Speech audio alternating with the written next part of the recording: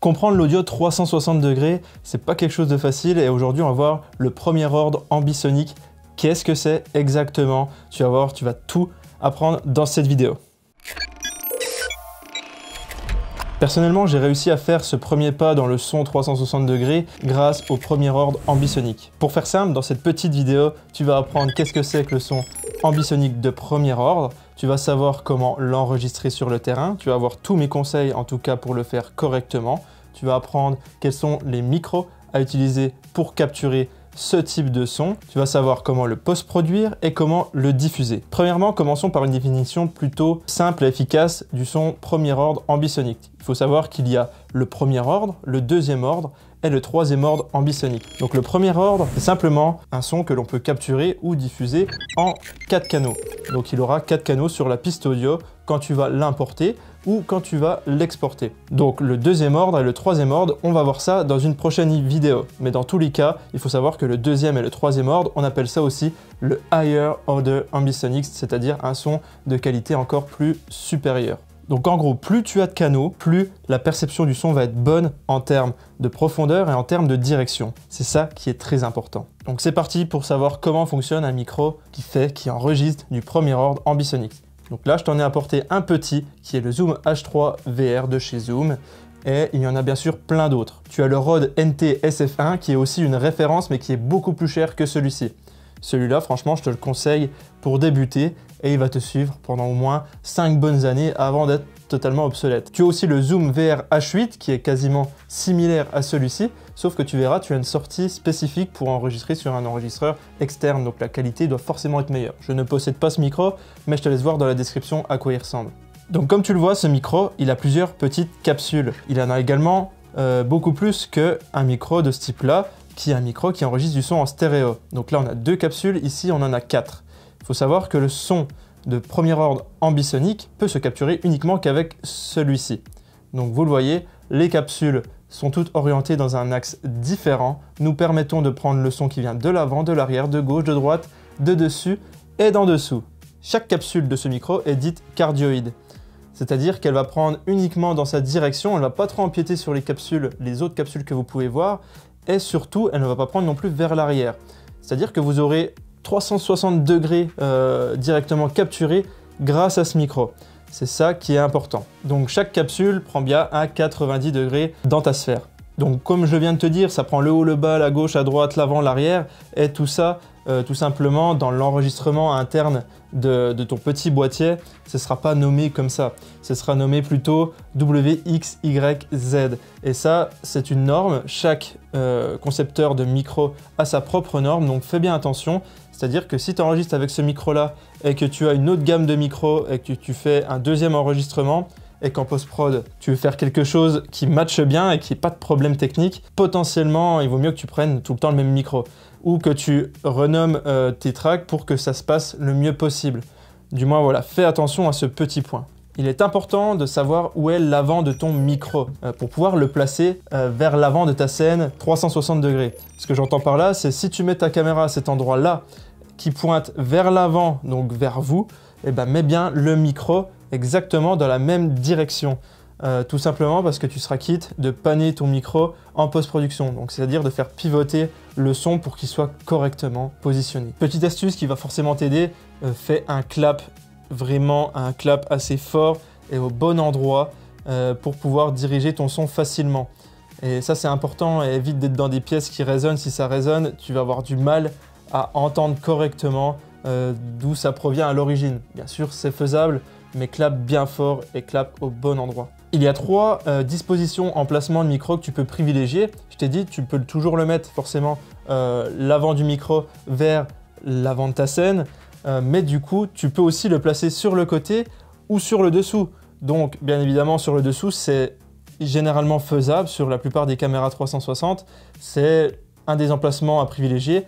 L'emplacement du dessus également, comme tu le vois sur ce petit extrait, il est également à privilégier. Pour moi, je trouve que c'est le meilleur, c'est le plus logique. Tu peux aussi le faire sur le côté.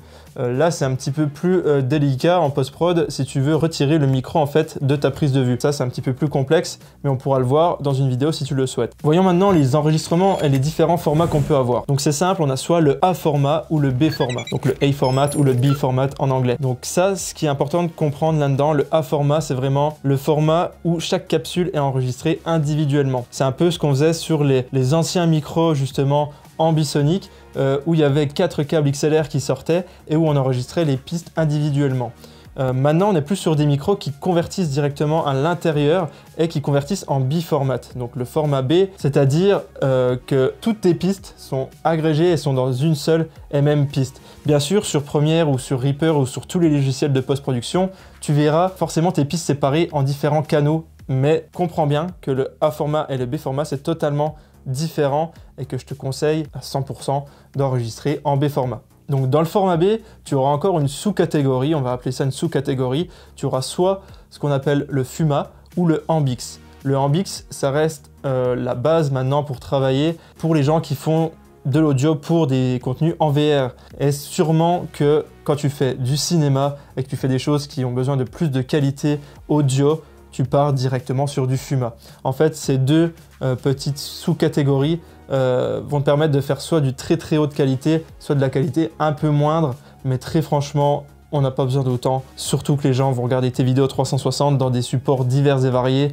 et il y en a très peu qui vont être équipés de casques à plus de 500 € ou d'un traitement acoustique avec des super bonnes enceintes à plus de 10 000 € par exemple. Alors maintenant, les utilisations, tu verras que tu peux te servir de ce son premier ordre ambisonique pour plein de choses. Tu pourras en post-production le sortir en son surround, en Dolby Atmos, en son ambisonique, en stéréo même, donc tu peux faire tout ce que tu veux. Tu as capturé cette sphère 360, après c'est à toi de la modeler comme tu le sens. Pour nous, pour notre situation, on va bien sûr privilégier les exports pour s'en servir pour la VR, c'est-à-dire qu'on va seulement en fait le sortir en ambisonique. Donc pour pas te prendre la tête, tu peux te dire que ce micro, ce type de son que tu vas capturer sur tes tournages en 360, il va te servir à capturer le son d'ambiance. Et ça, c'est le seul micro qui va te permettre de le faire et de le faire qualitativement. Donc maintenant, quelques petits conseils sur cette partie.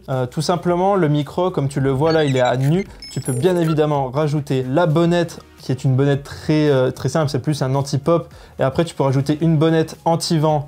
En plus de ça, je te le conseille fortement parce que très clairement, ça prend de tous les côtés, donc forcément, le moindre petite brise, tu vas l'avoir sur les capsules. Ça, c'est une certitude. Et en plus de ça, si tu veux améliorer encore le son, je te conseille de creuser un petit peu dans la terre quand tu le poses au sol, bien évidemment, pour pouvoir le cacher du vent. Deuxième astuce, ne jamais bouger ton micro durant ta captation. Comme je te le dis souvent, une captation 360, ça dure en général entre 10 secondes et 30 secondes, principalement pour du plan de coupe. Et du coup, ce micro-là, si il est posté sur ta caméra, ne bouge pas ta caméra, de toute façon, ne bouge pas ton micro parce qu'il n'y a pas de dumper intégré, c'est-à-dire que le moindre mouvement que tu vas faire directement sur le plastique du boîtier va s'entendre. Ça va être assez fou parce que les capsules sont très sensibles. Donc, deuxième partie, on va parler un petit peu de la post-production. Il y aura des tutoriels plus approfondis sur le sujet. Tu peux te manifester dans les commentaires, encore une fois, si tu veux vraiment avoir des informations sur telle ou telle chose. Mais là, je vais t'expliquer en introduction quels sont les logiciels sur lesquels tu peux travailler ce son. Donc principalement, la plupart des gens qui travaillent avec ce type de micro et qui travaillent pour de la production en réalité virtuelle utilisent Reaper. Parce que Reaper, c'est un DAW, donc un Digital Audio Workstation, donc un logiciel qui te permet de traiter le son. Il est très pointu, tu pourras faire beaucoup de choses dessus. Mais tu peux également traiter ce son, vu qu'il est du premier ordre ambisonique, également sur Premiere Pro. Les sons qui seront en Higher Order Ambisonic, donc qui seront de plus haute qualité comme je te l'ai dit tout à l'heure, donc à partir de 8 canaux jusqu'à 16 canaux, tu ne pourras pas les traiter sur Premiere Pro et tu ne pourras pas exporter tes 16 canaux en 16 canaux par exemple. Donc c'est là qu'il y a une petite problématique. Choisis bien ton logiciel. Si tu veux traiter du premier ordre ambisonique et exporter jusqu'à 4 canaux, tu pourras bien sûr le faire sur Premiere Pro. Dans ce logiciel, il te faudra une multitude de plugins qui sont en général gratuits. Je parle surtout pour FB 360 Workstation sur Reaper, donc qui est la base de la base. Tu vas avoir plein de tutoriels sur ce sujet sur la chaîne, donc qui va te permettre de faire plein de choses sur ton son. c'est-à-dire de le panner, de le mettre de n'importe quel côté, de pouvoir le traiter efficacement sans enlever cette ambissonie. Fais attention, ne le fais pas avec des traitements audio dits classiques, c'est-à-dire pour traiter tes sons en mono ou en stéréo. Ça ne fonctionnera pas. Encore plus sur Premiere Pro. Si tu importes directement tes 4 canaux de ce petit micro sur Premiere Pro et que tu mets un effet par exemple de compression multibande sur ta piste, et bah du coup tu auras un problème, c'est que ça va retirer l'ambissonie et en export ça va pas fonctionner, tu auras des gros problèmes. On évite de mettre des effets qui sont orientés pour la vidéo 2D, pour les sons en stéréo ou en mono. Ensuite, qu'est-ce qu'il te faut pour monitorer tout ça? C'est-à-dire quel support il te faut pour écouter ton son et voir ce que ça donne. Alors soit un casque audio qui est la chose vraiment à privilégier et le must du must pour traiter le son en binaural. Je vais t'expliquer juste après ce que c'est binaural par rapport au son ambisonique. Tu vas vite comprendre. Donc soit un casque audio, soit des bonnes enceintes de monitoring, mais c'est un peu moins facile, je trouve, à monitorer efficacement. Soit, bien sûr, il faudra une solution acoustique énormissime que très peu de monde peut s'offrir, et je ne vais pas t'en parler dans cette vidéo. Donc grâce à ton casque audio, le seul défaut que tu vas avoir, c'est la notion de profondeur dans le son. Tu vas un petit peu moins l'apercevoir, c'est un petit peu plus délicat. Donc binaural, qu'est-ce que ça veut dire exactement? En fait, binaural, c'est le terme qu'on utilise pour pouvoir traiter efficacement le son 360 degrés dans un casque audio totalement classique ou dans des enseignes de monitoring, donc qui vont sortir forcément en stéréo. C'est-à-dire que pour travailler efficacement, tu vas avoir ta vision 360 devant toi, tu vas cliquer pour la faire aller à gauche, à droite, en haut, en bas, etc. Et en fait, le son va s'adapter tout simplement à l'image. Et en fait, c'est exactement ce que vous allez avoir dans un casque de réalité virtuelle. Le casque VR, la personne va mettre le casque et grâce au gyroscope et à toute la technologie qu'il y a dans les casques, quand la personne va tourner la tête dans sa vision panoramique, le son va bouger en conséquence. Petit point sur les différentes pistes audio que tu peux avoir lors de la post-production de tes vidéos 360. Alors là, on se trouve sur Reaper et tu vois, ça c'est un projet vierge qui me permet, avec ce code couleur et l'intitulé des pistes, de savoir ce que je peux mettre dedans. Donc c'est assez efficace, je peux te le fournir si tu me mets un petit commentaire, j'hésiterai pas à le mettre dans la description. Donc tout simplement, on a la piste Headlock. Donc ça c'est un son tout simplement qui est headlocké, c'est-à-dire que peu importe si vous bougez la tête à gauche, à droite, en haut, en bas, ce son va être identique. C'est un peu ce qu'on peut avoir pour du voice-over, donc de la voix off, ce qu'on peut avoir pour de la musique ou certains effets sonores. C'est-à-dire que cette piste Headlock, donc moi je l'appelle tout le temps HL, elle est très très importante, elle est très difficile à gérer. Je te montrerai plein de petites astuces pour truquer tout ça. Mais bref, c'est juste un petit point sur les pistes audio qui n'a rien à voir avec le son ambisonique de premier ordre en tant que tel, mais c'est important que tu le saches. Le deuxième type de piste on peut avoir, c'est le stéréo spatialisé. C'est-à-dire que tu as un son que tu as enregistré avec un zoom comme ceci ou avec n'importe quel type de micro stéréo et que tu veux spatialiser dans ta sphère. C'est-à-dire que tu enregistres une petite souris avec ce micro, tu veux faire que la souris elle passe tout autour de toi dans ta vision panoramique, donc tu recrées une petite souris en 3D, etc. Et là, ton son, tu vas pouvoir le spatialiser peu importe où, autour de ta tête. Et ça, c'est hyper important. Donc tu peux faire pareil avec le mono et le stéréo, il n'y a aucun souci. Et ensuite, le dernier type de piste, c'est ce qu'on appelle les pistes ambisoniques. Moi, je l'appelle ambi. Et comme ça permet de mettre tous tes sons ambi que tu as capturés en son d'ambiance. Quand tu globalises les 4 types ou les 3 types de pistes que je viens de te parler, en fait, tu te rends compte que tu as un peu le même principe que pour de la vidéo 2D. Tu as les sons d'ambiance, tu as la voix off, la musique, les sound effects, etc. C'est exactement pareil, c'est juste que c'est pas classifié exactement pareil. On attaque maintenant la troisième et dernière partie de cette vidéo. Tu vas voir, c'est très bête, on va voir ça vraiment, on va survoler le sujet, mais du coup, la diffusion. Donc quand je parle de diffusion, c'est si tu veux diffuser à tes clients sur un salon, si tu veux diffuser sur YouTube, Facebook, tous les réseaux sociaux qui permettent de diffuser des vidéos en 360 degrés, qu'est-ce qu'il te faut et qu'est-ce qu'il faut aux gens pour qu'ils puissent écouter ce genre de son? Et bien tout simplement, il leur faut tout simplement des speakers totalement classiques, ça suffit amplement. C'est-à-dire que même avec un simple smartphone, si la personne regarde sa vidéo en 360, il va entendre votre travail, il va entendre votre ambissonie, et ça c'est plutôt cool.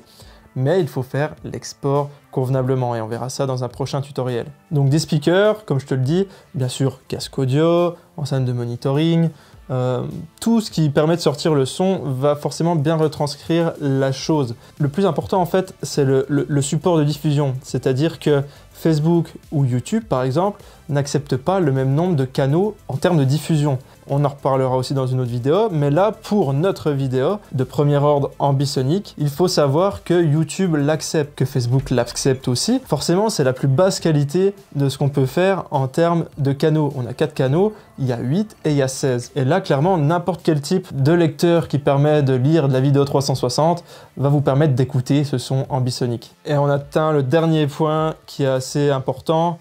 Si tu veux vraiment avoir le maximum de qualité pour tes auditeurs, pour ceux qui vont regarder tes vidéos et écouter ton magnifique traitement de son, et bah, très clairement, le meilleur moyen, ce sera sur Oculus directement. Donc quand tu fais un upload directement dans ton casque via un câble USB, que ce soit un casque Oculus Go, Oculus Quest 2, etc., etc., le son va pouvoir être très bon parce que tu vas pouvoir exporter du 16 canaux via Reaper et le mettre directement dans ton Oculus Go, Oculus Quest 2, et ça va fonctionner du tonnerre de Dieu. Parce que la qualité du son sera au maximum, elle sera vraiment en 16 canaux, donc si tu tournes un tout petit peu la tête, tu vas vraiment entendre la richesse de cette directionnalité qui est très importante. Donc ça, c'est pour avoir le must du must, parce qu'à l'heure actuelle, Facebook et YouTube, ils sont bridés. Ils sont bridés parce que forcément, ça pèse quand même un certain poids, et ils n'ont pas forcément encore implémenté ces technologies. Ça va venir petit à petit. À l'heure d'aujourd'hui, YouTube est un petit peu moins performant sur l'audio que Facebook, et peut-être que ça changera à l'avenir. Tu as tenu jusqu'au bout maintenant, je pense que tu connais le concept. Clique ici si tu veux en savoir encore plus sur la réalité virtuelle, ou clique ici si tu veux voir la dernière vidéo sur cette chaîne. Vas-y, tu peux cliquer.